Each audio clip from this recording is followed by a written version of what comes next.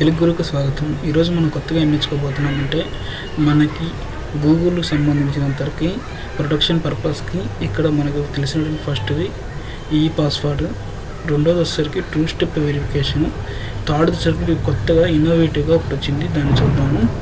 అది ఎలా యూజ్ చేయాలి అంటే అదేంటిది అంటే మెయిన్ యూఎస్బీ కీ అన్నట్టు.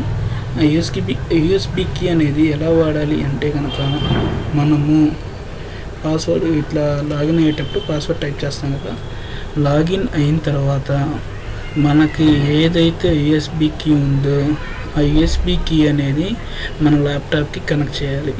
మన ల్యాప్టాప్కి కనెక్ట్ చేసిన తర్వాత ఆ యూఎస్బీ కీ బ్లింక్ అవుతూ ఉంటుంది. ఇక్కడ ఆ బ్లింక్ అయినప్పుడు మనం ఒకసారి కనుక దాన్ని ప్రెస్ చేస్తే మనము లాగిన్ అయిపోవచ్చు.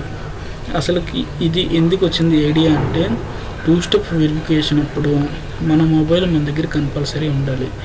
ఉంది, ఓకే, యూఎస్బీ కూడా ఉండాలి కదా, ఓకే, ఇంతవరకు. నెక్స్ట్ వచ్చేసరికి ఆ యొక్క మొబైల్ నెట్వర్క్ ఏరియాలో కనుక లేదంటే కనుక మనకి మెసేజ్ వచ్చేది లేట్ అవుతూ ఉంటుంది.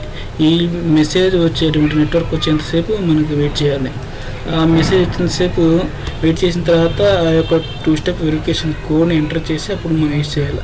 ఇలాంటి డ్రాబ్యాక్స్ ఉన్నాయి కనుక యూఎస్బీ కీ అనేది వచ్చింది. యూఎస్బీ కీ అనేది మన దగ్గర ఉంచుకొని ఇలా ఒక్కసారి మనం ప్రెస్ చేస్తే కనుక లాగిన్ అయిన తర్వాత మన యొక్క జీమెయిల్ అనేది యాక్సెస్ అవుతుంది అన్నట్టు.